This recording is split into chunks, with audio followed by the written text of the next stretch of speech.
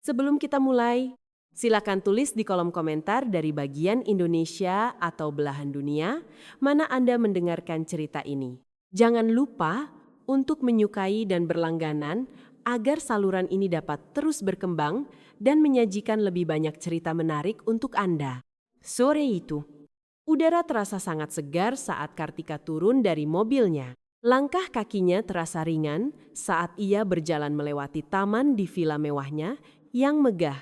Hari ini adalah hari paling membahagiakan baginya sejak ia mulai bekerja di perusahaan, tempat ia mendedikasikan begitu banyak usaha, hasil kerja kerasnya selama 1 tahun penuh. Jam lembur hingga larut malam dan dedikasinya yang luar biasa akhirnya membuahkan hasil yang sangat layak. Manajemen perusahaan baru saja menyampaikan apresiasi yang besar kepadanya karena telah melampaui target penjualan secara luar biasa. Tak kurang dan tak lebih. Bonus tahunan sebesar 100 juta rupiah telah resmi ditransfer ke rekening pribadinya. Bagi Kartika, itu bukan sekadar angka, melainkan bukti nyata bahwa wanita seperti dirinya yang pekerja keras dan profesional mampu berdiri di atas kakinya sendiri dan bersaing untuk mencapai puncak di dunia kerja. Ia membayangkan akan menggunakan uang itu untuk memperluas bisnis sampingan kecilnya dan menabung untuk masa depannya. Kartika tersenyum lebar sambil merapikan pakaiannya, bersiap untuk berbagi kabar gembira ini dengan suaminya, Budi, dan ibu mertuanya, Siti, yang tinggal bersama mereka. Ia membuka pintu depan rumahnya dengan penuh semangat. Di ruang tamu, ia melihat Budi sedang bersantai di sofa dengan remote televisi di tangannya. Siti sedang menikmati camilan sambil menyandarkan punggungnya dengan nyaman. Pemandangan ini telah menjadi rutinitas harian yang Kartika lihat setiap hari saat ia pulang kerja. Budi sudah tidak memiliki pekerjaan tetap selama beberapa bulan dan menghabiskan hari-harinya di rumah tanpa melakukan hal produktif apapun. Kartika selalu bersabar, menanggung semua biaya rumah tangga sendirian. Ia tidak pernah mengeluh, karena ia percaya bahwa pernikahan berarti saling mendukung dalam suka maupun duka. Ia selalu memastikan ada makanan di meja, tagihan listrik dibayar tepat waktu, dan kebutuhan ibu mertuanya terpenuhi dengan baik, namun kebaikan hati. Kartika perlahan-lahan disalahartikan oleh suami dan ibu mertuanya sebagai kewajiban yang bisa mereka manfaatkan kapan saja. Kartika mendekati ruangan itu dan menyapa mereka berdua dengan suara yang ramah dan ceria. Budi nyaris tidak menoleh tanpa beranjak dari tempatnya.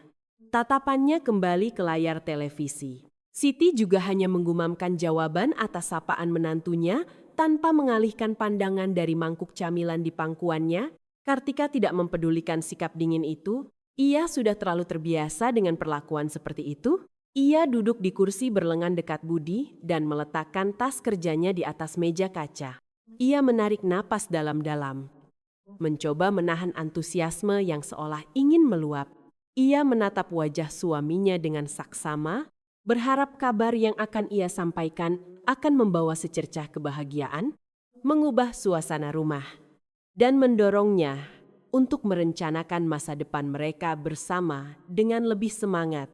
Budi akhirnya menyadari tatapan istrinya yang tidak biasa dan perlahan mematikan televisi. "Ada apa?" tanyanya. Melihat wajah istrinya jauh lebih berseri-seri dari biasanya. Berbeda dengan kelelahan yang biasa ia tunjukkan saat pulang kerja.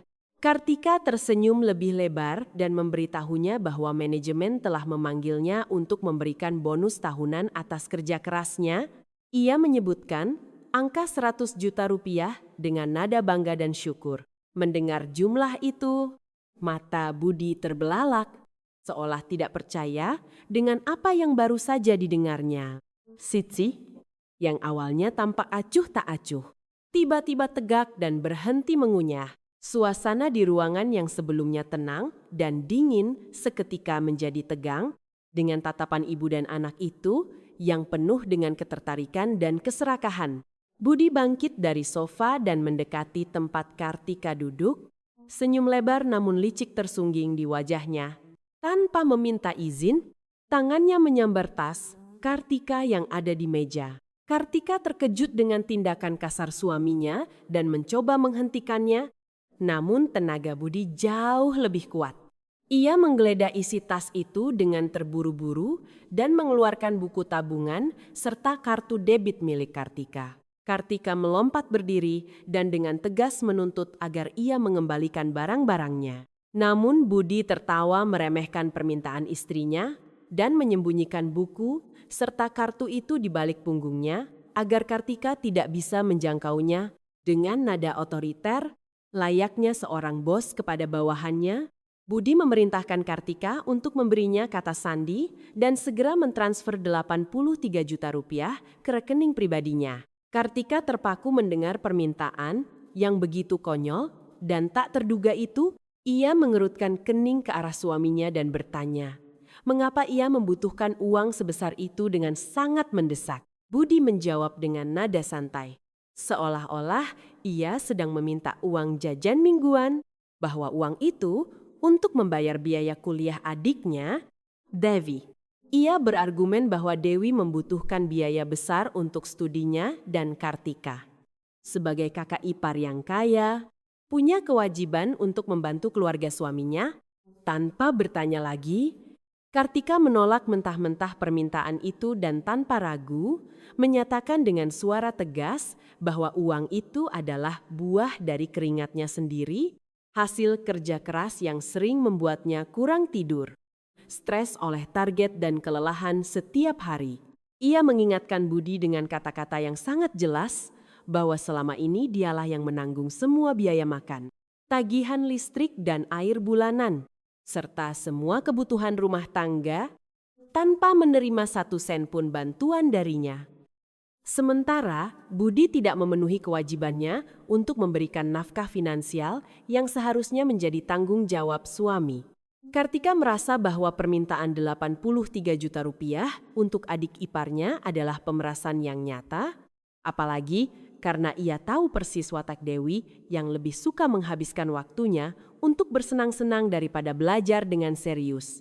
Perdebatan pun pecah di ruangan itu dengan suara yang saling bersahutan. Budi mulai meninggikan suaranya hingga urat-urat di lehernya menonjol, menuduh Kartika sebagai istri yang tidak patuh dan sombong karena memiliki penghasilan sendiri, serta tidak tahu cara berbakti kepada keluarga suaminya. Kartika tetap teguh pada pendiriannya, tanpa mundur selangkah pun menghadapi kemarahan suaminya. Ia menatap mata Budi dan mengatakan kepadanya bahwa kewajiban untuk membiayai pendidikan Dewi adalah tanggung jawab penuh Budi sebagai kakaknya dan Siti sebagai ibunya, bukan tanggung jawabnya, yang selama ini hanya menjadi ipar yang selalu dimanfaatkan. Mendengar pertengkaran yang semakin sengit itu, Siti tidak tinggal diam dan ikut campur untuk membela putranya. Ia mendekati Kartika dengan wajah memerah karena marah, menunjuk langsung ke wajah menantunya, dan melontarkan kata-kata yang melukai hati. Berikan padanya sekarang, jangan pelit. Adik suamimu butuh masa depan, dan kamu punya uang lebih dari yang kamu butuhkan. Teriak Siti dengan suara melengking yang menggema di seluruh ruangan. Siti terus menyudutkan Kartika tanpa henti, mengatakan bahwa semua harta yang diperoleh seorang istri secara otomatis menjadi milik suaminya juga, dan suaminya berhak menggunakannya demi kepentingan keluarganya. Kartika mencoba menjelaskan posisinya dengan tenang dan rasional, tetapi ibu dan anak itu menyerangnya secara verbal tanpa henti, tidak memberinya kesempatan untuk membela diri atau menawarkan argumen yang logis. Situasi mencapai titik puncaknya ketika Budi menyadari bahwa baik argumen maupun teriakan-teriakannya tidak mampu menggoyahkan tekad Kartika. Ia merasa harga dirinya sebagai suami diinjak-injak di depan ibunya sendiri. Dalam kemarahan yang meluap-luap dan dorongan kuat untuk mengendalikan situasi serta menundukkan istrinya, Budi menyerbu masuk ke kamar tidurnya. Sesaat kemudian, ia melangkah kembali ke ruang tamu sambil membawa sebuah map. Ia melemparkannya ke atas meja kaca dengan bunyi dentuman yang keras.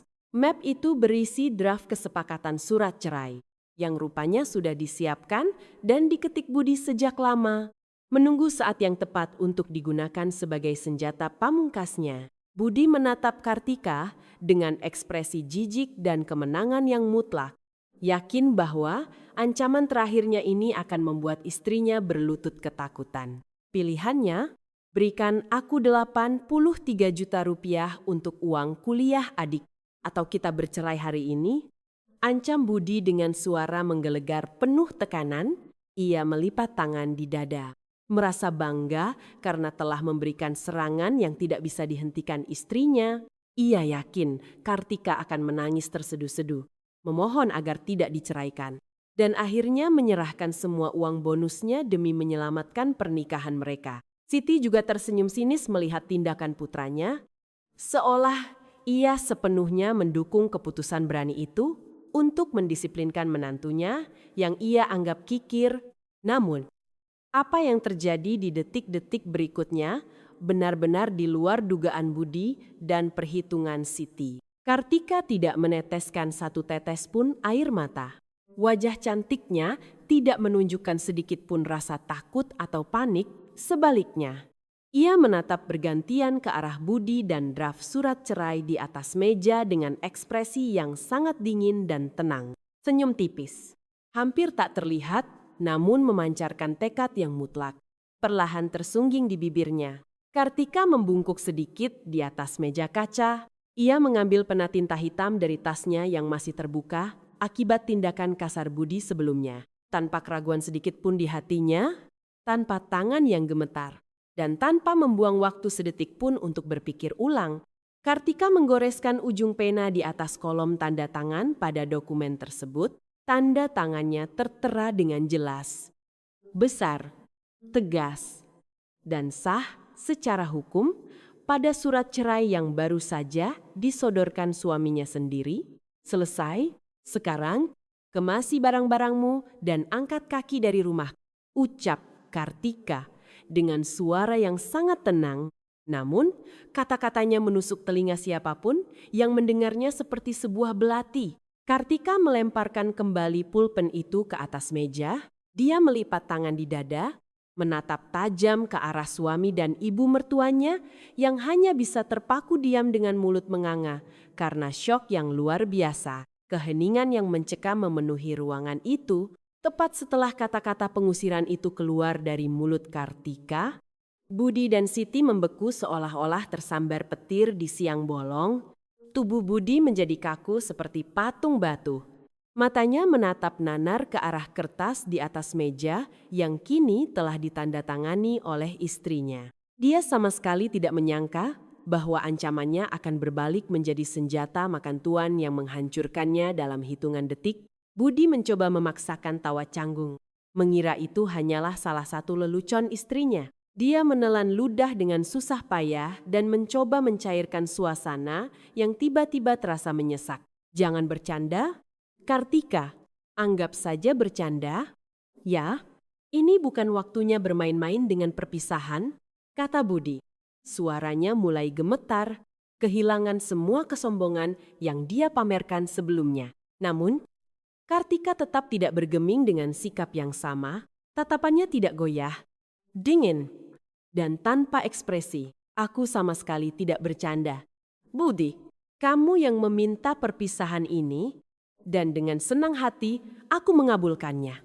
Kesabaranku sudah habis hari ini, bawa kertas itu sebagai bukti. Lalu kemasi tasmu dan ibumu. Keluar dari propertiku sekarang juga, jawab Kartika dengan suara lantang dan tegas. Mendengar kata propertiku, Budi terlonjak, seolah-olah sember air es baru saja diguyurkan ke tubuhnya. Kepanikan yang nyata mulai merayapinya.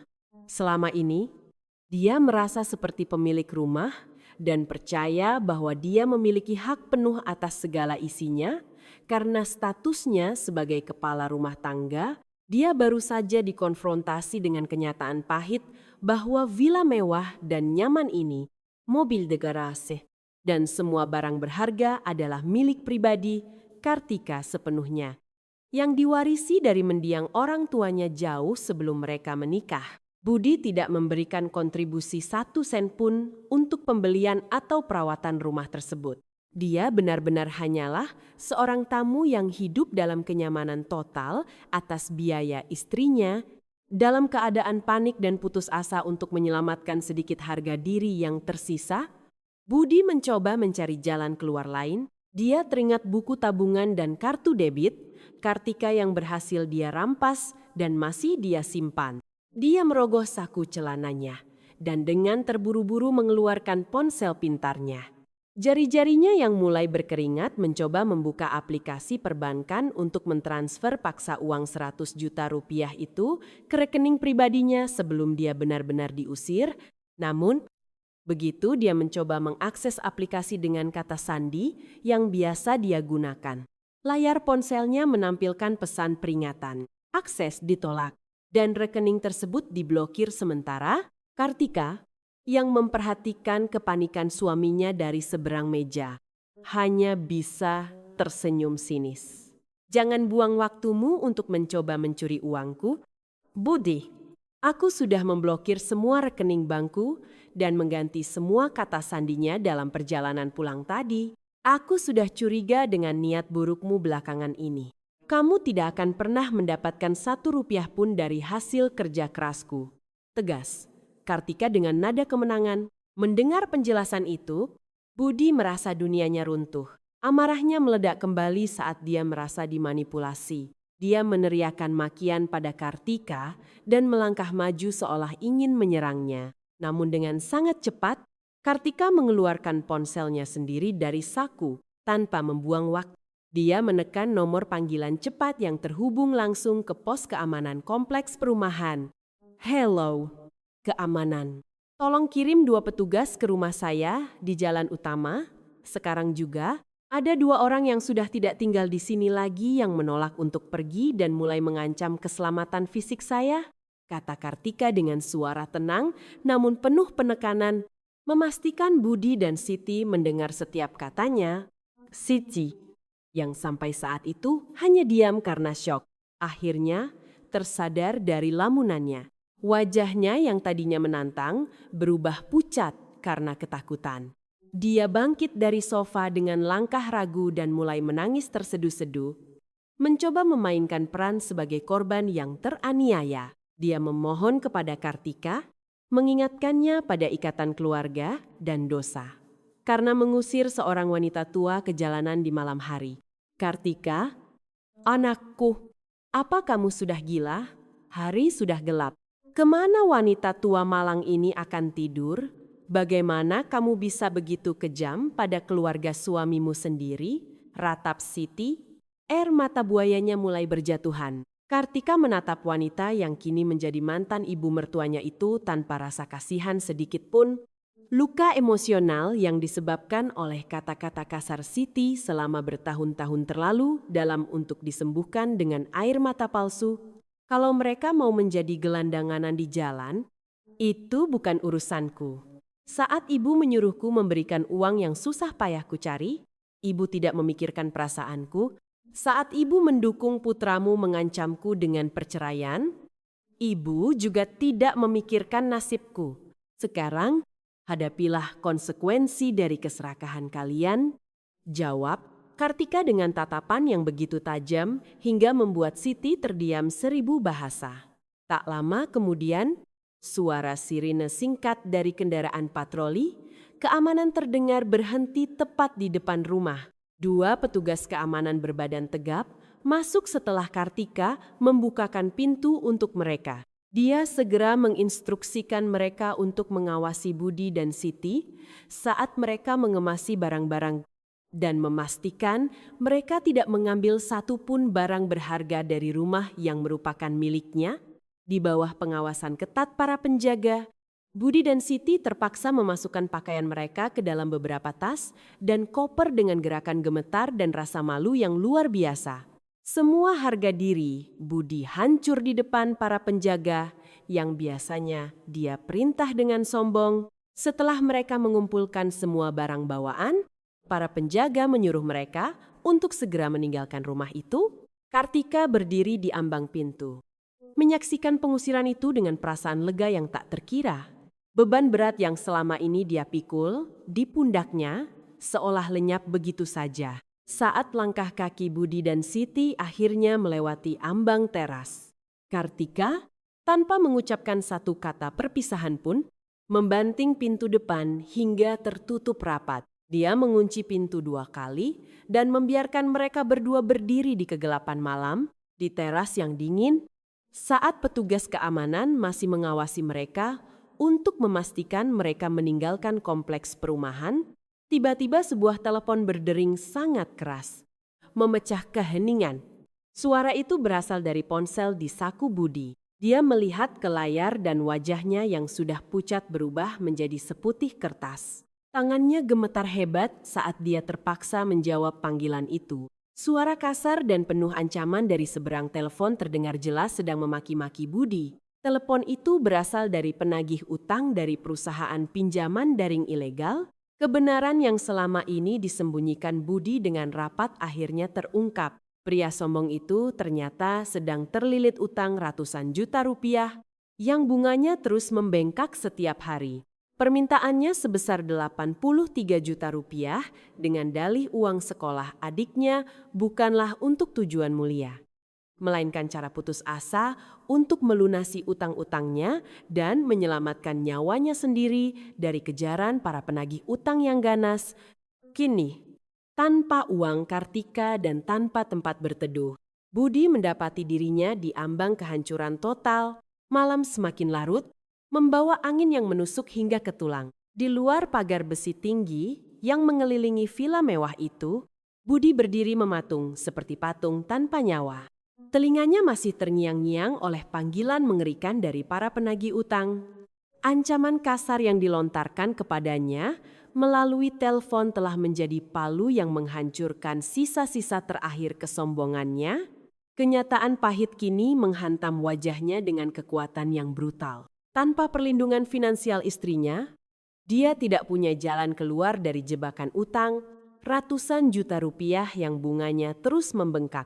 Budi menatap kosong ke arah gedung megah di balik pagar itu. Tempat itu dulunya adalah singgasananya.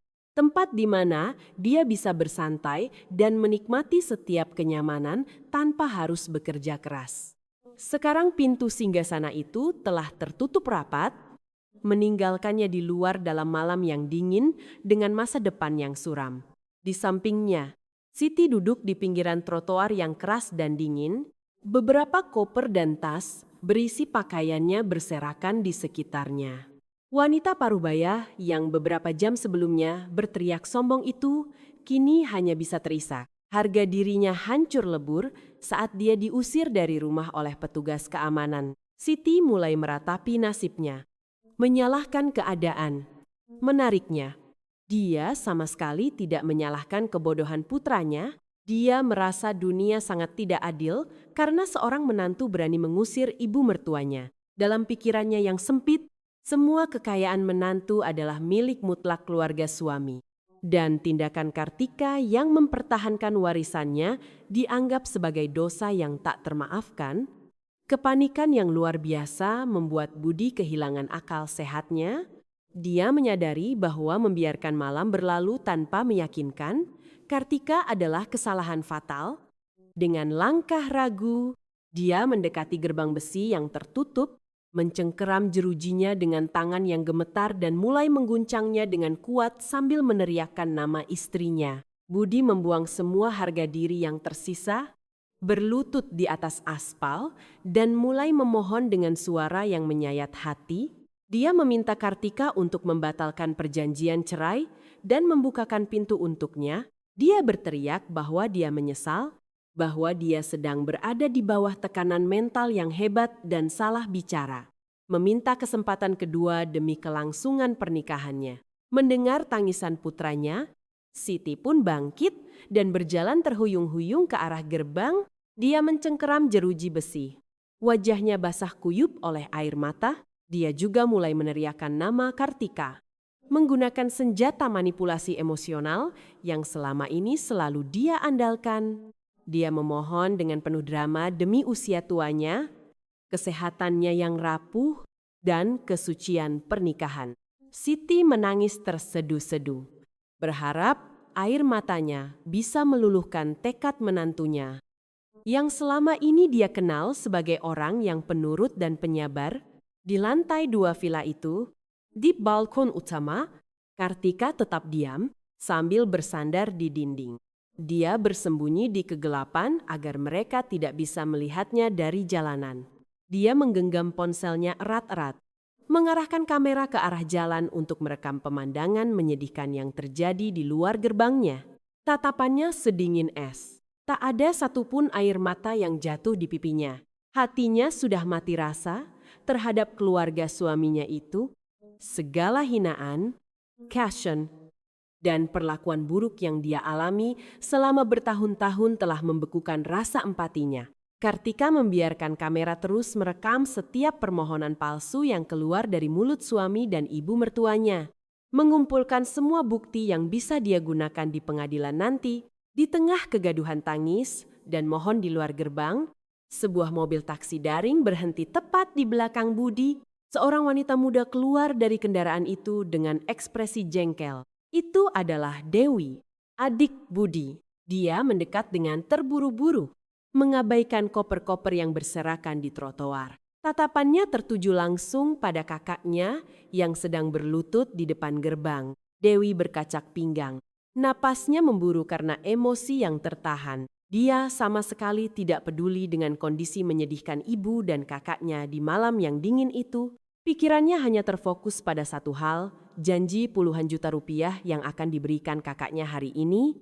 Budi, sedang apa kamu duduk di jalanan begitu? Mana uangnya? Kamu janji akan memberikannya hari ini, teriak Dewi dengan suara melengking, memotong ratapan kakaknya. Budi berbalik dengan ekspresi sangat terkejut melihat adiknya tiba di saat yang paling tidak tepat. Dia segera bangkit dan mencoba membungkamnya dengan isyarat tangan, berharap Dewi akan pergi sebelum situasi menjadi makin rumit. Dia berbisik menyuruhnya tutup mulut dan pergi. Bahwa dia sedang mencoba meyakinkan istrinya untuk menerima mereka kembali. Tapi Dewi, yang sudah dimanja sejak kecil dan tidak pernah ditolak keinginannya, malah makin marah melihat sikap kakaknya yang menghindar. Diam, jangan coba-coba menipuku. Budi, kamu janji akan minta uang pada Kartika hari ini. Kamu bilang itu untuk bayar uang muka mobil baruku, supaya aku tidak perlu lagi naik angkutan umum ke universitas. Dewi meledak, kata-katanya mengalir tak terkendali. Budi panik. Dia mencoba menarik lengan adiknya menjauh dari pagar. Tapi Dewi mendorongnya dengan kasar. Pertengkaran kakak beradik itu pecah di tengah jalan. Kamu pembohong. Uang itu bukan untuk. Kan, kamu mau uang itu untuk melunasi utang-utang pinjamanmu. Aku tahu semuanya, karena teman-temanmu terus menagih uang itu darimu. Kamu cuma menjadikanku alasan pada Kartika, supaya bisa mendapatkan uang itu. Padahal kamu sendiri yang sedang tenggelam dalam utang. Teriak Dewi penuh amarah, tidak menyadari bahwa suaranya terdengar sampai ke balik gerbang besi itu di balkon yang gelap. Sebuah senyum tipis yang mematikan muncul di bibir Kartika. Jari-jarinya terus menekan tombol rekam di layar ponselnya. Seluruh pertengkaran sengit antara Budi dan Dewi terekam dengan sangat jelas, baik gambar maupun suaranya. Kebohongan besar tentang biaya universitas telah dibongkar oleh Dewi sendiri. Kartika sekarang memiliki bukti kuat yang tak terbantahkan bahwa suaminya bukan hanya pemalas, tetapi juga seorang penipu yang tega menggunakan nama adiknya untuk mencuri harta warisan istrinya demi menutupi masalahnya sendiri. Rekaman ini sudah lebih dari cukup sebagai senjata untuk menghancurkan pembelaan apapun yang mungkin dilakukan Budi jika dia berani mengajukan tuntutan di masa depan. Setelah menyadari bahwa teriakan dan tangisan mereka tidak mempan, Budi dan keluarganya akhirnya menyerah. Dengan sisa tenaga yang ada dan rasa malu yang luar biasa, karena menjadi tontonan para petugas keamanan di kejauhan, mereka menyeret koper-koper berat itu menyusuri jalanan malam. Mereka harus mencari tempat berteduh sementara karena tidak ada kerabat yang mau menampung mereka secara mendadak. Dengan sedikit uang yang tersisa di dompet Budi, mereka menemukan tempat tinggal sementara. Sebuah kamar sewa sederhana di pinggiran kota. Kamarnya sangat kecil, pengap, dan hampir tidak ada ventilasi, dindingnya kotor, tertutup, noda lembab, dan lantainya dilapisi karpet plastik yang sudah usang. Siti mengeluh pahit begitu masuk. Dia mengerang kesakitan karena punggungnya harus beristirahat di permukaan yang keras. Sangat berbeda dari kasur pegas mewah yang biasa dia nikmati di rumah Kartika, Dewi juga terus menggerutu, mengipasi dirinya dengan koran bekas sambil memprotes hawa panas yang menyesakan karena tidak ada pendingin ruangan. Sepanjang malam, kamar sempit itu dipenuhi dengan keluhan dan saling menyalahkan antara ibu dan anak-anaknya. Budi lebih memilih duduk sendirian di pojok sambil memeluk lututnya. Dia tidak bisa memejamkan mata sedikit pun. Ponsel di sakunya terus bergetar. Menerima pesan-pesan ancaman dari para penagih utang, mereka mulai mengirimkan foto wajahnya dengan teks-teks yang menghina. Mengancam akan menyebarkannya ke seluruh daftar kontaknya besok pagi jika dia tidak segera membayar. Keesokan paginya, Budi bangun dengan mata merah dan tubuh yang pegal-pegal. Dia punya satu rencana terakhir untuk menyelamatkan diri. Setelah mengumpulkan gajinya bulan ini, dia merapikan pakaiannya dan menuju gedung kantor tempatnya bekerja. Selama perjalanan, dia merasa sangat gelisah dan jantungnya berdegup kencang. Setibanya di kantor, dia tidak pergi ke mejanya, melainkan langsung menuju Departemen Sumber Daya Manusia. Dia berencana untuk menarik seluruh gajinya secara tunai agar tidak bisa dilacak atau disita otomatis oleh bank untuk membayar utang-utangnya. Dia mengetuk pintu bagian sumber daya manusia dan masuk dengan senyum yang dipaksakan, namun senyumnya memudar saat melihat tatapan dingin dan tegas dari kepala departemen yang duduk di balik meja besarnya, di mana terdapat tumpukan dokumen yang tampak seperti catatan keuangan perusahaan. Bos menyuruhnya duduk tanpa keramahan sedikit pun dan kemudian melemparkan sebuah amplop putih ke arahnya. Amplop itu terasa ringan. Tidak seperti yang dia harapkan yang penuh dengan uang. Dengan tangan gemetar, Budi membukanya dan membaca surat resmi di dalamnya. Matanya terbelalak saat membaca kalimat yang tertulis. Itu adalah surat pemecatan secara tidak hormat. Kepala departemen menjelaskan dengan nada datar dan tegas bahwa audit internal perusahaan telah menemukan bukti kuat tentang penggelapan uang yang dilakukan oleh Budi selama beberapa bulan terakhir. Jumlah yang digelapkan cukup besar dan perusahaan telah memutuskan untuk memecatnya saat itu juga. Budi mencoba membela diri dengan menciptakan segala macam alasan dan kebohongan, tetapi buktinya terlalu kuat. Sang bos memotong semua alasannya dan memberikan pukulan terakhir yang menghancurkan harapan Budi. Perusahaan menahannya seluruh gajinya bulan itu, uang pesangonnya, dan hak-hak finansial lainnya untuk menutupi sebagian kerugian akibat penggelapan tersebut. Terlebih lagi, perusahaan mengancamnya dengan serius bahwa jika dia berani menuntut atau menentang keputusan tersebut, mereka tidak akan ragu untuk melaporkan kasus ini ke polisi agar dia diproses secara pidana dan berakhir di balik jeruji besi. Budi meninggalkan gedung kantor dengan perasaan seolah tubuhnya hancur berkeping-keping. Dia berjalan tanpa tujuan di trotoar jalan yang ramai, tidak tahu harus kemana atau apa yang harus dilakukan. Hidupnya telah hancur dalam waktu kurang dari 24 jam. Istrinya telah mengusirnya, utang-utang mengancamnya. Dan sekarang dia kehilangan pekerjaannya dengan noda memalukan di catatannya. Di tengah keputusasaannya yang mendalam, pandangannya tertuju pada sebuah papan kecil di pinggir jalan yang menawarkan jasa konsultasi hukum. Sebuah ide licik muncul dalam benaknya yang kacau. Dia teringat bahwa pernikahan adalah ikatan hukum dan biasanya ada aturan mengenai harta gonogini yang diperoleh selama pernikahan. Dengan tekad baru yang dipicu oleh keserakahan, Budi memasuki kantor hukum itu. Dia bertemu dengan seorang pengacara bertarif sangat rendah, seorang pria dengan setelan jas yang agak terlalu besar untuknya dan kantor yang berantakan. Budi menceritakan versinya sendiri, menampilkan dirinya sebagai suami yang diusir secara paksa dan ingin menuntut haknya atas harta bersama dari istrinya yang sangat kaya. Dia menjanjikan pengacara itu persentase keuntungan yang sangat besar jika mereka berhasil memenangkan gugatan pembagian harta di pengadilan. Pengacara itu tersenyum lebar.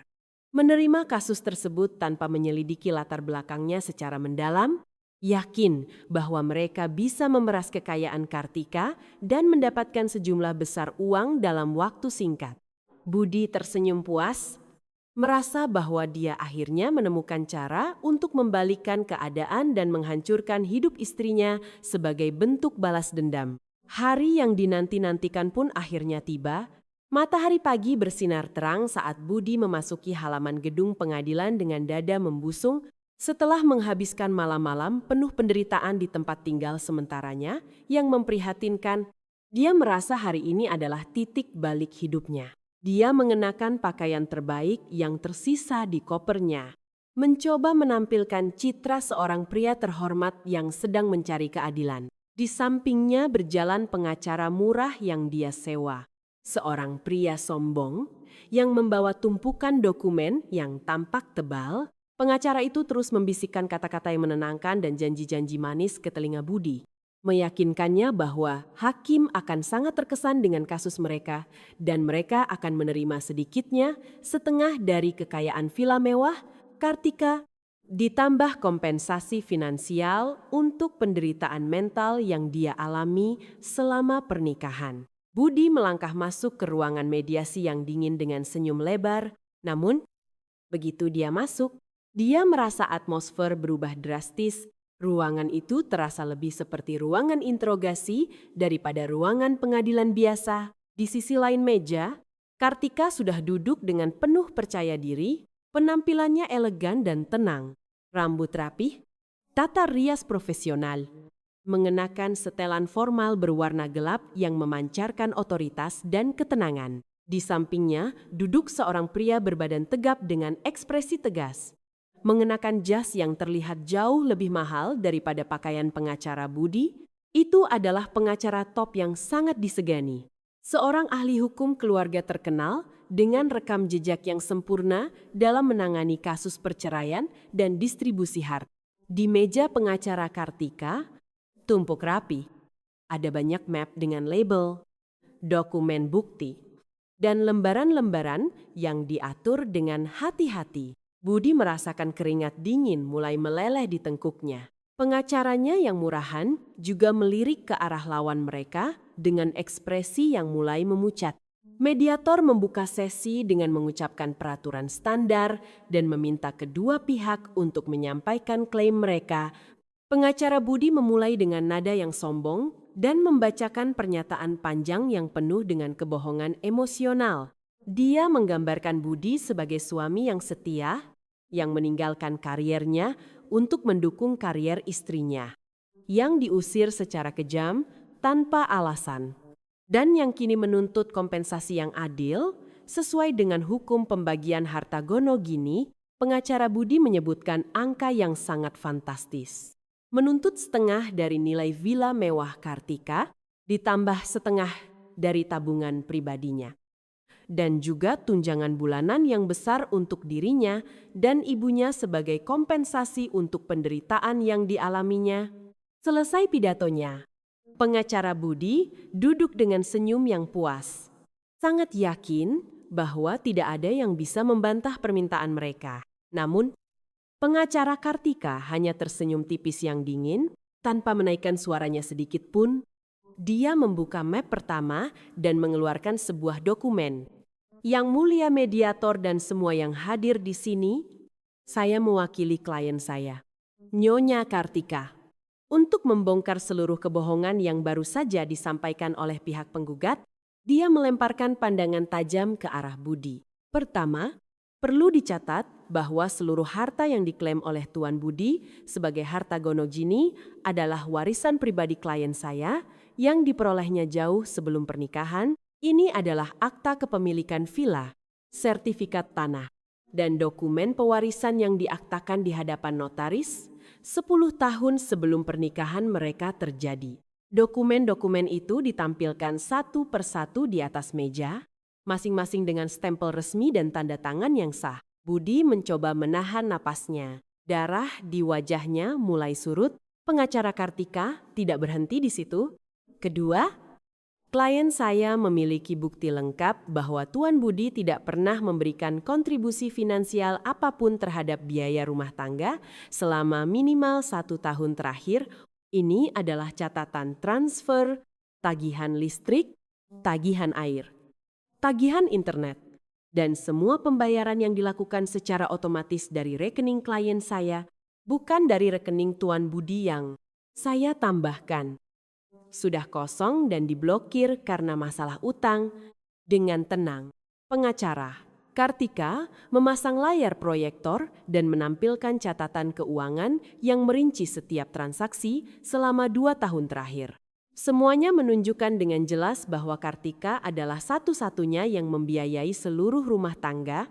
Mediator melihat dokumen itu dengan seksama, mengangguk-angguk dan mencatat hal-hal penting. Pengacara Budi mencoba memotong dengan keberatan lemah. Tetapi pengacara Kartika mengangkat tangannya untuk menghentikan interupsi itu. Dan yang paling memalukan dari semuanya adalah ini. Dia mengeluarkan map ketiga dan membuka isinya dengan gerakan dramatis. Selama 2 tahun terakhir, Tuan Budi telah menyalahgunakan sebagian besar uang belanja rumah tangga yang diberikan klien kami kepadanya untuk seorang wanita bernama Ratna. Ini adalah bukti perselingkuhan dan pelanggaran kepercayaan ekonomi. Di atas meja terlihat jelas foto-foto Budi bersama wanita lain di berbagai pusat perbelanjaan dan saat memasuki rumahnya, serta laporan bank yang membuktikan transfer rutin dari rekening Budi ke rekening atas nama Ratna. Budi menelan ludah dengan susah payah. Keringat dingin mulai bercucuran di dahinya. Membasahi kerah kemejanya, rahasia terbesar yang dia simpan dengan sangat rapi, baru saja terbongkar dengan cara yang paling mempermalukan di hadapan hukum. Klien kami menuntut pengembalian penuh atas semua dana yang digelapkan oleh Tuan Budi untuk membiayai wanita simpanannya. Lanjut pengacara Kartika tanpa ampun. Jika Tuan Budi tidak dapat mengembalikan dana ini dalam jangka waktu yang ditentukan, kami tidak akan ragu untuk melaporkan kasus ini sebagai tindak pidana penipuan dan penggelapan dana dalam keluarga. Ruang mediasi itu berubah menjadi ruang eksekusi bagi Budi. Ia tidak mampu mengucapkan satu kata pun untuk membela diri. Mulutnya terkunci sementara tubuhnya gemetar karena malu dan takut. Pengacaranya yang murahan itu mengemasi kertas-kertasnya dan diam-diam menarik diri. Menyadari bahwa ia tidak akan mendapatkan 1 sen pun dari klien yang ternyata adalah seorang penipu yang tidak punya uang sepeser pun. Mediasi hari itu berakhir dengan kemenangan telak bagi Kartika. Ia bangkit dari kursinya, merapikan pakaiannya dengan tenang, dan meninggalkan ruangan tanpa sudi menoleh sedikit pun pada pria yang terduduk hancur di bangku itu. Budi berdiri dengan kepala tertunduk di ruangan kosong itu, sadar bahwa keserakahannya telah membawanya ke jurang kehancuran yang tidak mungkin bisa ia hindari. Langkah kaki Budi terasa berat saat ia menyeret kakinya keluar dari gedung pengadilan. Matahari tengah hari seolah membakar kulitnya, namun panas itu tidak ada apa-apanya dibandingkan dengan api yang ia rasakan di dadanya akibat kekalahan yang memalukan itu. Pengacara yang ia percayai telah meninggalkannya tanpa pamit. Tahu bahwa Budi tidak akan pernah bisa membayarnya. Ia berdiri di trotoar yang berdebu dengan pikiran kosong. Ia tidak punya uang maupun tempat berteduh. Dan telah diusir dari satu-satunya sumber kekayaan yang selama ini menopang hidupnya. Keputusasaan mulai menutupi akal sehatnya. Ia harus kembali ke tempat penginapan sementara untuk menjemput ibu dan saudara perempuannya, yang mungkin sedang kelaparan dan menunggunya. Setibanya di kamar sewaan yang sederhana itu, ia disambut oleh wajah-wajah tegang dan marah dari Siti dan Dewi. Ruangan itu terasa seperti oven raksasa di tengah hari. Dewi sedang mengipasi ibunya dengan sepotong kardus, yang tampak lemas dan terus mengeluh tentang panasnya udara begitu melihat Budi di pintu. Dewi melompat dan membombardirnya dengan pertanyaan tentang hasil persidangan. Jadi, Budi, mana uangnya? Kita tidak bisa tidur di tempat yang sempit dan panas. Ini 1 malam lagi. Ibu tidak tahan. Dia sesak napas. Protes Dewi dengan nada memerintah yang menjengkelkan. Budi menelan ludah, mencoba menyembunyikan kepanikan di wajahnya. Ia tahu, ia tidak bisa mengatakan yang sebenarnya tentang kekalahannya yang memalukan, atau tentang perjanjian pemisahan harta. Apalagi tentang bukti perselingkuhannya yang sekarang dimiliki Kartika. Dengan kemampuan alaminya untuk berbohong, ia mengarang cerita untuk menenangkan keluarganya. Sidangnya ditunda. Kebohongan pertama keluar dengan lancar. Hakim butuh waktu untuk mempelajari dokumen kita. Kartika mencoba menahan semua uangnya, tapi pengacaraku bilang kita akan menang dalam beberapa minggu. Sementara itu, aku sudah menemukan tempat yang jauh lebih layak untuk kita tinggali. Kemasi barang-barang kalian. Kita pergi dari tempat kumuh ini, mendengar janji tentang tempat yang lebih baik. Wajah Siti dan Dewi sedikit cerah.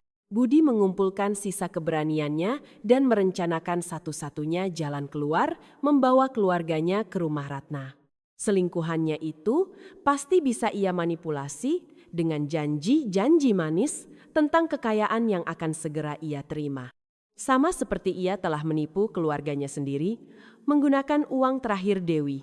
Mereka naik taksi menuju rumah Ratna. Itu adalah apartemen sewaan yang cukup layak dan terawat, jauh lebih nyaman daripada kamar sebelumnya. Ketika mereka sampai dan mengetuk pintu, Ratna membukanya dengan wajah bingung. Matanya terbelalak lebar saat melihat Budi datang bersama ibunya dan seorang wanita muda dengan banyak koper di belakangnya. Sebelum Ratna sempat bertanya atau menutup pintu, Budi melancarkan aksi manipulasinya dengan lembut memegang tangannya, memasang wajah yang paling memelas, dan mulai merangkai cerita yang sangat meyakinkan. Ia membisikkan bahwa ia sedang dalam proses mengambil alih seluruh kekayaan istrinya, namun untuk saat ini aset-asetnya sedang dibekukan oleh pengadilan. Ia berjanji bahwa segera setelah ia menerima miliaran rupiah itu, ia akan resmi menceraikan Kartika, menikahi Ratna, dan membelikannya rumah mewah. Ratna, yang selama ini telah dibutakan oleh hadiah-hadiah dari Budi dan percaya bahwa dia adalah pengusaha sukses dengan masalah pernikahan sementara.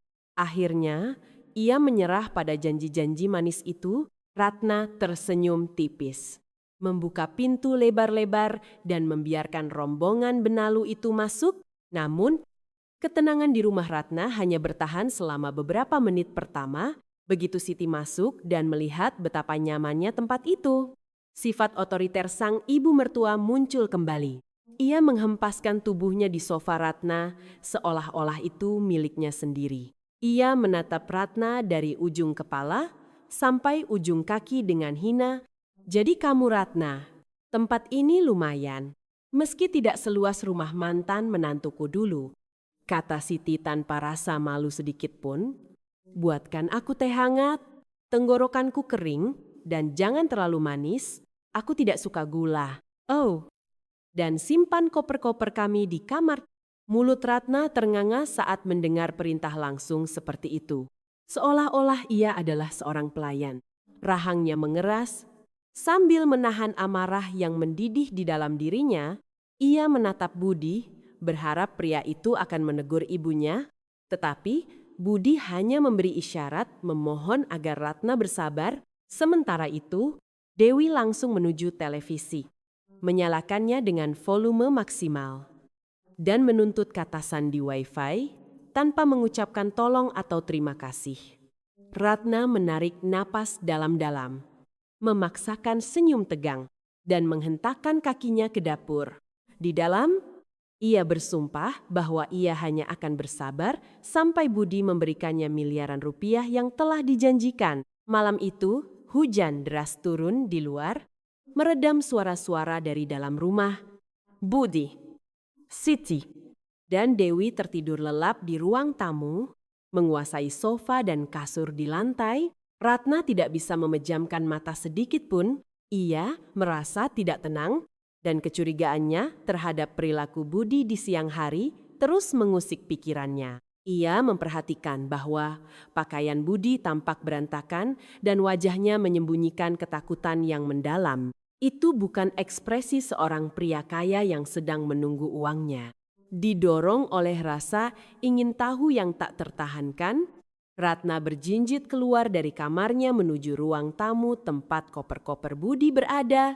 Ia memastikan semua orang sudah tidur dengan dengkuran mereka yang teratur sebelum perlahan membuka resleting ransel hitam Budi. Ia merogoh ke dalam dan menemukan sebuah map tipis yang terlipat sembarangan. Ia membawanya ke sudut yang diterangi oleh lampu jalan. Ratna membuka lipatan kertas pertama. Itu adalah sebuah surat resmi dengan kop surat perusahaan Budi. Matanya memindai baris demi baris dan napasnya tertahan di tenggorokan. Itu adalah surat pemecatan disipliner yang menyatakan bahwa Budi telah ketahuan menggelapkan sejumlah besar uang perusahaan. Ratna menutup mulut dengan tangannya, mencoba meredam keterkejutannya. Pria yang menjanjikannya kekayaan baru saja dipecat dengan cara yang paling memalukan. Tangannya yang kini gemetar membuka kertas kedua dan ketiga. Itu bukan dokumen pengadilan, melainkan salinan tagihan utang dari berbagai perusahaan pinjaman daring ilegal. Angkanya sangat fantastis. Ratusan juta rupiah ditambah bunga keterlambatan yang menumpuk dengan cepat. Di bagian akhir surat-surat itu terdapat peringatan jelas bahwa penagih utang akan mencari Budi dimanapun ia bersembunyi untuk menyita asetnya dengan paksa. Kebenaran yang menyakitkan menghantam Ratna bak sebongkah batu. Pria yang mendengkur di ruang tamunya bukanlah pengusaha kaya yang sedang berjuang menyelamatkan hartanya. Budi tidak lebih dari seorang penipu kelas teri, pengangguran bokek yang tenggelam dalam utang, dan seorang buronan yang dikejar oleh penagih utang yang berbahaya. Janji-janji tentang rumah mewah dan miliaran rupiah hanyalah kebohongan untuk memanfaatkan niat baiknya. Wajah Ratna memerah karena marah. Ia meremas kertas-kertas di tangannya. Tatapan bencinya jatuh pada Budi yang sedang tidur nyenyak, tidak menyadari badai yang akan segera pecah. Ratna tersenyum licik dalam kegelapan, merencanakan pembalasan dendam yang kejam terhadap benalu itu.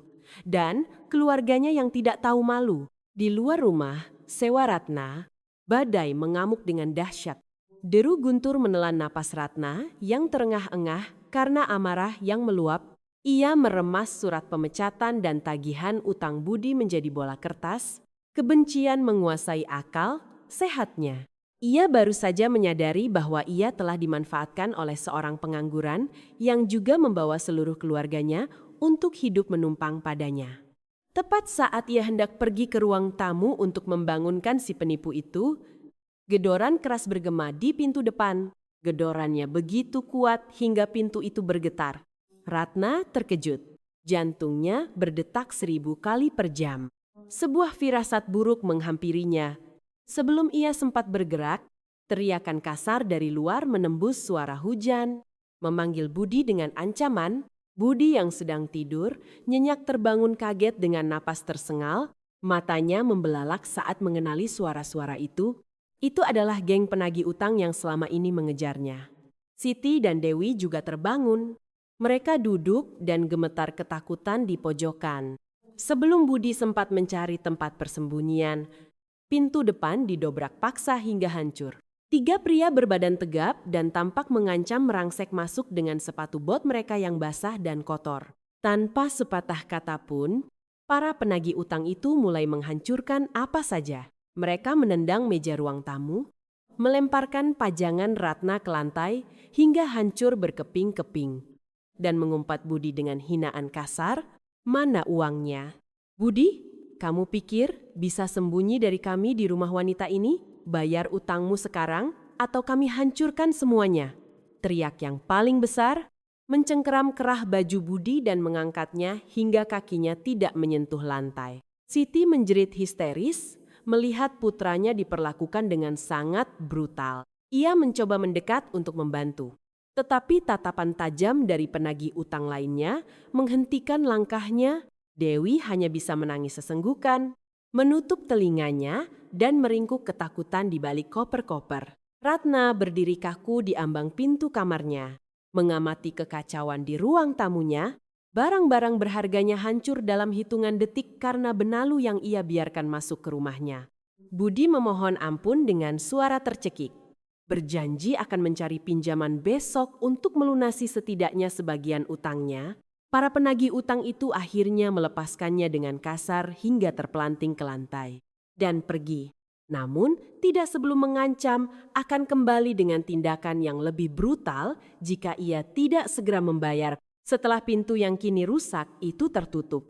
Keheningan yang tegang menyelimuti ruangan, hanya pecah oleh isak tangis Dewi. Budi mencoba bangkit dari lantai sambil memegangi lehernya yang sakit. Ia menoleh ke arah Ratna dengan tatapan memelas, siap mengarang kebohongan baru untuk membenarkan apa yang baru saja terjadi. Namun, Ratna tidak memberinya kesempatan untuk membuka mulut. Dengan langkah cepat dan penuh amarah, ia mendekati Budi dan melemparkan gumpalan kertas berisi surat pemecatan dan tagihan utang itu ke wajahnya. Pembohong besar, penipu, beraninya kamu menyeret aku ke dalam masalah kotormu? Kamu tidak punya uang sepeser pun. Kamu dipecat karena mencuri dan dikejar utang ratusan juta rupiah. Semuanya keluar dari sini, benalu sialan, teriak Ratna dengan suara melengking yang menggema di seluruh ruangan. Siti yang tidak tahan melihat orang asing menghina putranya. Mencoba membalas, ia menunjuk Ratna dan mulai mengomelinya karena dianggap tidak sopan. Namun Ratna yang sudah kehilangan semua kesabarannya, menepis tangan wanita tua itu. Ia menyambar ransel Budi dan melemparkannya keluar pintu yang terbuka ke arah hujan lebat. Kemudian ia menyeret koper-koper itu dan melemparkannya satu persatu ke halaman. Budi mencoba menghentikannya. Tetapi Ratna lebih cepat dengan gerakan kasar. Ia merenggut jam tangan mewah dari pergelangan tangan Budi dan mengosongkan saku celananya. Mengambil ponselnya, ini untuk ganti rugi semua perabotanku yang hancur gara-gara kalian. Sekarang keluar dari sini sebelum aku panggil tetangga untuk mengeroyok penipu sepertimu. Ancam Ratna sambil mendorong Budi keluar pintu, kemudian ia membanting pintu dan menguncinya rapat-rapat, meninggalkan Budi di luar. Siti dan Dewi berada di bawah guyuran hujan deras dan udara dingin, tanpa tujuan, tanpa tempat berteduh, dan tanpa uang untuk ongkos. Budi mengumpulkan pakaian yang berserakan dari koper yang terbuka, tatapannya kosong menembus kegelapan. Mereka bertiga terpaksa berjalan menyusuri jalanan yang banjir, mencari teras toko yang tutup untuk melindungi diri dari angin yang membekukan. Pakaian mereka basah kuyup, melekat pada tubuh mereka yang gemetar. Siti berjalan terhuyung-huyung di belakang anak-anaknya. Pikirannya kacau balau, karena rentetan pukulan yang ia terima dalam satu malam.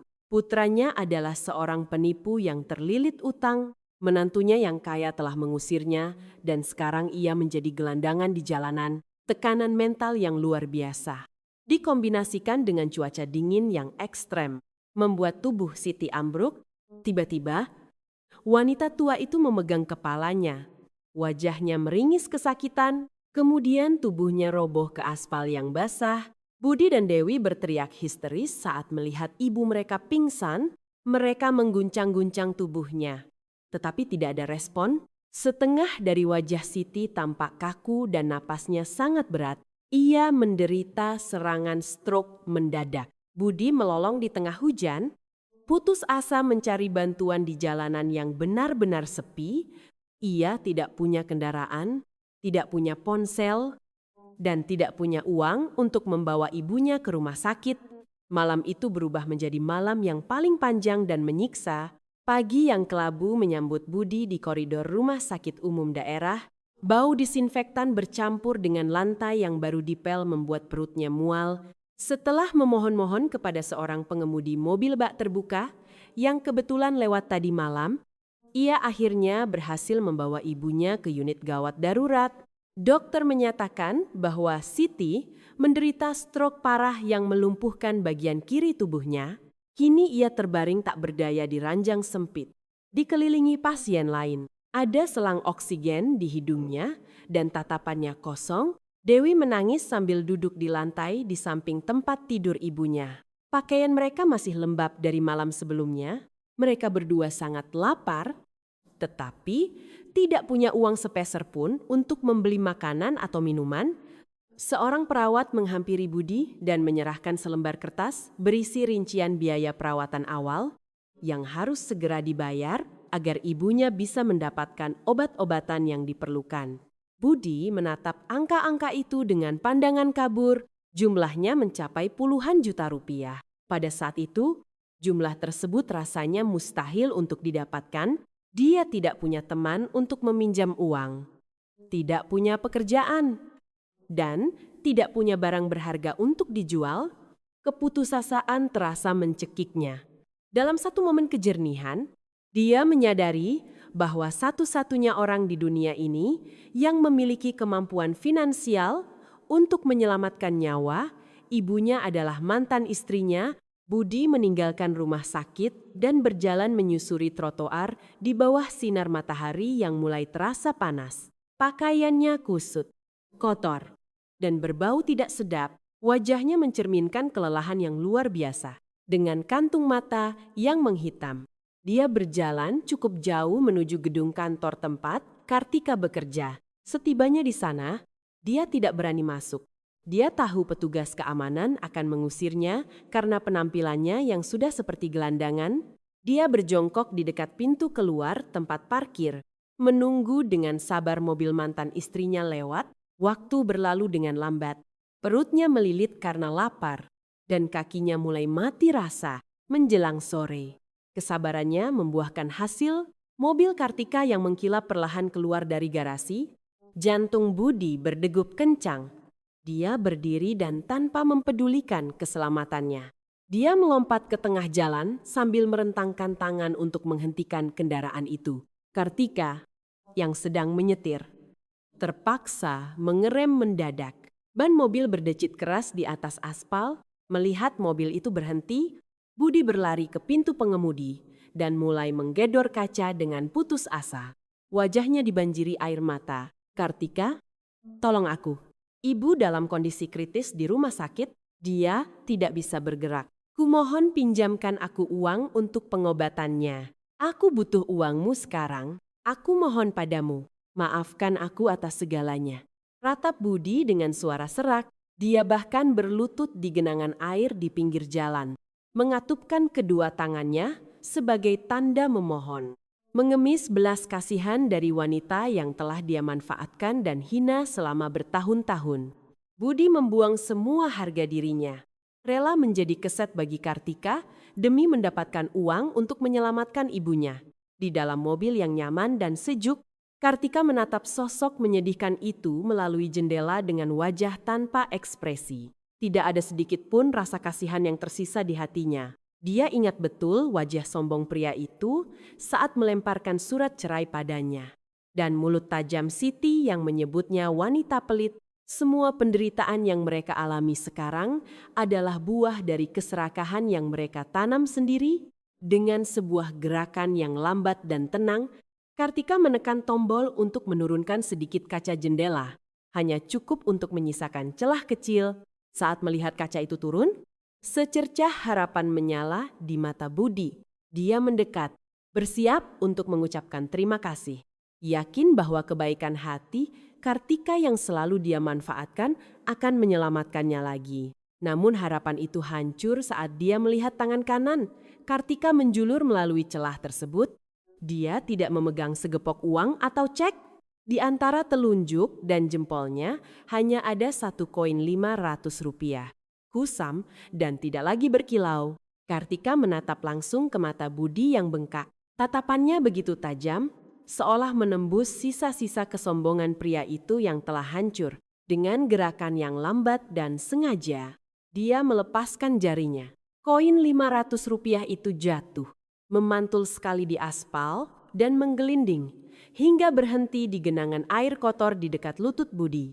Sedekah untuk pengemis, kata Kartika dengan nada datar, dingin seperti es.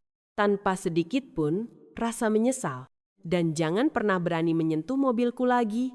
Setelah mengucapkan kalimat terakhir itu, Kartika menaikkan kaca jendela tanpa menoleh lagi ke arah Budi. Dia menginjak pedal gas, dan pergi dengan tenang, seolah baru saja menyingkirkan setitik debu dari jalannya. Budi terpaku di belakang. Dia menundukkan kepala, menatap koin Rp500 yang terendam di genangan lumpur. Dia menangis terseduh-seduh dengan bahu yang gemetar karena penyesalan yang kini sia-sia. Dia memungut koin itu dengan jari yang gemetaran, meratapi nasibnya yang kini harganya tidak lebih dari koin kotor di jalanan. Akhir yang pantas untuk seorang pengemis cinta dan uang yang tidak pernah tahu cara berterima kasih. Budi menyeret kakinya kembali ke rumah sakit dengan jiwa yang hancur. Di tangannya, dia hanya memegang koin Rp500 yang basah oleh lumpur dan air matanya sendiri. Pikirannya kosong, tidak tahu alasan apa yang harus diberikan kepada adiknya yang menunggu tanpa daya di samping ibu mereka. Setibanya di lorong lantai tempat ibunya dirawat, dia melihat Dewi menangis terseduh-seduh di lantai yang dingin. Tapi ada hal lain di sana. 2 petugas polisi berseragam berdiri di samping tempat tidur ibunya. Berbicara serius dengan seorang perawat, melihat Budi datang, kedua petugas itu berbalik dan menghampirinya dengan langkah tegas tanpa ragu. Salah satu dari mereka menyebutkan nama lengkapnya dan menunjukkan surat perintah penangkapan resmi. Mantan perusahaan Budi tidak main-main dengan ancaman mereka. Pihak manajemen telah melaporkan penggelapan uang itu ke polisi. Dengan menyertakan banyak bukti yang tak terbantahkan, Budi dituduh mencuri uang perusahaan dalam jumlah besar dan harus dibawa ke kantor polisi untuk mempertanggungjawabkan perbuatannya di balik jeruji besi. Budi, Anda ditahan atas dugaan tindak pidana penggelapan uang. Anda memiliki hak untuk tetap diam. Apapun yang Anda katakan dapat digunakan untuk melawan Anda di pengadilan. Ikut kami sekarang juga, kata petugas itu dengan tegas sambil mengambil borgol dari ikat pinggangnya. Budi mundur beberapa langkah. Wajahnya pucat pasi seperti kertas. Dia menggelengkan kepalanya kuat-kuat. Air matanya mulai mengalir lagi di pipinya yang kotor. Dia memohon kepada petugas untuk memberinya waktu, beralasan bahwa ibunya sakit parah dan adiknya tidak akan sanggup menanggung biaya medis sendirian. Tolong beri saya waktu sebentar. Pak, ibu saya dalam kondisi kritis. Saya tidak bisa meninggalkannya seperti ini. Kasihanilah keluarga saya, ratap Budi. Sambil berlutut dan memeluk kaki salah satu petugas di koridor rumah sakit. Namun hukum tidak mengenal belas kasihan bagi penjahat. Petugas itu dengan paksa menarik lengan Budi, memborgol tangannya ke belakang, dan menyeretnya keluar dari rumah sakit. Dewi menjerit histeris memanggil nama kakaknya. Mencoba menarik seragam petugas, tapi seorang perawat segera menghentikannya. Cici, yang terbaring di tempat tidur, hanya bisa meneteskan air mata keputusasaan.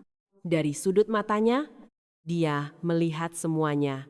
Namun tubuhnya tidak bisa bergerak dan mulutnya tidak bisa mengucapkan satu kata pun untuk membela putra kesayangannya, yang kini dibawa pergi sebagai tahanan. Sejak hari penangkapan kakaknya, hidup Dewi berubah menjadi siksaan yang tiada henti. Tanpa sumber penghasilan Budi dan tanpa kemewahan yang dulu diberikan oleh mantan kakak iparnya, Dewi harus putus kuliah karena tidak mampu membayar biaya pendidikan. Impiannya untuk memiliki mobil baru dan pamer gaya hidup mewah hancur berkeping-keping. Dia harus segera mencari pekerjaan untuk membeli makanan paling murah dan obat-obatan bagi ibunya. Tanpa pengalaman dan tanpa gelar sarjana, dia hanya berhasil mendapatkan pekerjaan sebagai pencuci piring di warung makan sederhana di lingkungan kumuh, yang selalu ramai pengunjung dari subuh hingga tengah malam. Pekerjaan yang melelahkan itu menghancurkan sisa harga diri Dewi yang selama ini selalu sombong. Dia harus menghabiskan waktu berjam-jam berjongkok di samping ember besar berisi air kotor dan bau, menggosok sisa makanan dari tumpukan piring yang seolah tidak ada habisnya. Tangannya yang dulu lembut dan terawat, kini menjadi kasar, memerah, dan dipenuhi luka lepuh akibat kontak setiap hari dengan deterjen kualitas rendah. Pemilik warung, seorang wanita parubaya yang sangat galak, tidak segan-segan meneriakinya jika melihatnya bekerja terlalu lambat. Kerja yang benar, lambat sekali cucianmu, kalau masih malas-malasan begitu. Upahmu hari ini kupotong. Banyak orang di luar sana yang mau pekerjaanmu ini, teriak pemilik warung sambil menendang ember kosong di dekat kakinya. Dewi menundukkan kepala, air matanya jatuh ke dalam air cucian yang kotor. Dia menggigit bibir untuk menahan isak tangisnya. Pikirannya melayang kembali ke masa ketika dia menuntut puluhan juta rupiah dari kakaknya. Uang yang ternyata adalah hasil keringat kakak iparnya yang selalu dia benci dan hina. Penyesalan mendalam yang datang terlambat mengoyak jiwanya. Sementara itu, di dalam sel yang dingin dan menyesakan di kantor polisi, Budi meringkuk dengan punggung menyandar pada jeruji besi yang keras. Sel itu bau dan dia berbagi tempat dengan tahanan lain yang menatapnya dengan hina dan penuh permusuhan. Pandangannya tertuju pada sebuah televisi kecil yang tergantung di sudut koridor penjara. Berita sedang menyiarkan acara penganugerahan penghargaan bisnis yang bergengsi. Di layar muncul wajah Kartika yang berseri-seri, memancarkan kesuksesan, kemandirian, dan keanggunan seorang wanita kelas atas. Dia sedang berada di atas panggung menerima penghargaan sebagai salah satu eksekutif muda terbaik tahun ini. Senyumnya tulus, elegan, dan bahagia. Sangat kontras dengan kehidupan Budi yang sekarang perlahan membusuk di dalam sel. Budi menutupi wajahnya dengan tangannya yang terborgol dan menangis sejadi-jadinya, meratapi kebodohan dan keserakahan yang telah menghancurkan hidupnya sepenuhnya. Beberapa bulan telah berlalu sejak malam badai itu. Sebuah dokumen resmi yang paling dinanti-nantikan akhirnya diantarkan ke villa mewah. Kartika, itu adalah akta cerai yang dikeluarkan secara resmi oleh pengadilan yang menyatakan bahwa pernikahannya dengan Budi telah resmi berakhir secara hukum dan agama. Tidak ada lagi masalah atau perselisihan mengenai harta warisan. Dan yang paling penting, tidak ada lagi parasit yang tersisa untuk menumpang hidup dari hasil kerja kerasnya. Kartika menatap selembar kertas berharga itu dengan perasaan lega yang luar biasa. Beban emosional berat yang menghimpitnya selama bertahun-tahun kini telah sirna. Ia merasa terlahir kembali menjadi wanita tangguh yang memegang kendali penuh atas takdir dan kebahagiaannya sendiri untuk merayakan kebebasan dan babak baru dalam hidupnya. Kartika mengadakan pesta kecil-kecilan di halaman belakang rumahnya. Udara malam terasa begitu nyaman, dihiasi lampu-lampu taman yang temaram dan meja panjang yang dipenuhi hidangan lezat. Ia tidak mengundang banyak orang, hanya keluarga terdekat dan beberapa sahabat sejati yang selalu setia mendukungnya. Suasananya begitu hangat, akrab, dan penuh gelak tawa. Tidak ada lagi gurat ketegangan atau kelelahan di wajah Kartika. Yang tersisa hanyalah kedamaian batin dan rasa syukur yang mendalam. Di tengah para tamu, Kartika berdiri. Ia mengangkat segelas jus buah segar dan meminta perhatian semua orang. Senyum paling manis dan tulus terpancar dari wajahnya yang berseri-seri. Terima kasih banyak untuk kalian semua karena tidak pernah meninggalkanku di masa-masa tergelap dalam hidup. Hari ini adalah bukti bahwa berani melepaskan hal-hal buruk akan selalu membuka jalan bagi hal-hal yang jauh lebih indah. Mari kita bersulang untuk kebebasan, kedamaian, dan kehidupan baru yang akan kita bangun bersama mulai hari ini dan seterusnya. Ucap Kartika dengan suara yang jernih, kuat, dan penuh semangat. Semua tamu berdiri dan mengangkat gelas mereka, membalas senyumnya dengan bangga sambil merayakan kemenangan wanita hebat itu atas segala penindasan yang pernah ia derita. Saat Kartika menikmati puncak kebahagiaan dan kesuksesan karirnya, roda karma terus berputar tanpa ampun, melindas mereka yang pernah menyakitinya. Jauh dari kemewahan rumah Kartika, kehidupan Budi, Devi, dan Siti terus terseret dalam bayang-bayang penderitaan panjang yang mereka ciptakan sendiri. Di penjara, nasib Budi sangat mengenaskan. Tanpa uang untuk menyogok demi posisi yang aman, ia menjadi sasaran empuk para narapidana lama setiap harinya. Mereka memaksanya melakukan pekerjaan paling kotor pagi itu. Ia berlutut di lantai kamar mandi penjara yang menjijikan. Ia menyikat lantai yang berkerak sambil terus dihina dan didorong-dorong.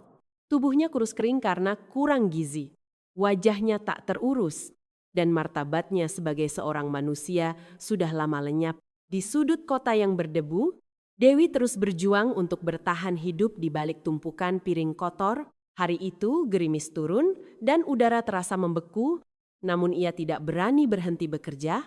Kulit tangannya pecah-pecah dan terasa sangat perih karena alergi deterjen murah. Ia mengertakkan gigi dan terus menyikat. Sesekali ia menyeka air matanya dengan lengan baju yang kotor. Ia harus terus melakukan pekerjaan berat itu jika tidak ingin ibunya mati kelaparan atau kekurangan obat-obatan di rumah sakit. Ia telah kehilangan masa muda, teman-teman, dan masa depannya karena selalu mendukung keserakahan kakaknya. Adapun Siti, wanita yang dulunya begitu sombong dan berlidah tajam itu, kini menghabiskan sisa hidupnya terbaring di ranjang rumah sakit umum. Ruangannya penuh sesak, udaranya pengap, dan kebisingan tak pernah berhenti. Kelumpuhan permanen pada separuh tubuhnya telah merenggut kemampuannya untuk berbicara dan bergerak.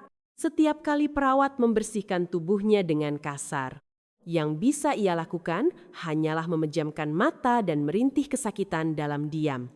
Di malam hari, air mata penyesalan yang pahit mengalir di pipinya. Pikirannya terus mengulang-ulang momen saat ia membentak Kartika.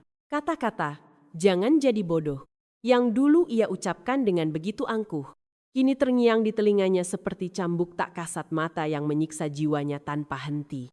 Ia menyadari, dengan penyesalan yang tak terhingga, bahwa ia telah menyia-nyiakan seorang menantu emas hanya demi membela anak laki-lakinya, yang ternyata adalah seorang kriminal dan penipu. Namun semua sudah terlambat, karma telah menagih hutangnya. Kisah ini berakhir dengan Kartika yang melangkah penuh percaya diri dan mantap menuju rumah mewahnya setelah pesta berakhir. Ia duduk dengan tenang di ruang kerjanya yang luas, menyalakan komputer, membuka dokumen draft proyek bisnis barunya, dan mulai bekerja dengan keyakinan penuh. Kartika telah membuktikan kepada dunia bahwa kebaikan yang dikhianati dan diinjak-injak tidak akan menghancurkan seseorang, melainkan akan menempanya menjadi sosok yang tak terkalahkan. Keadilan semesta selalu menemukan jalannya sendiri,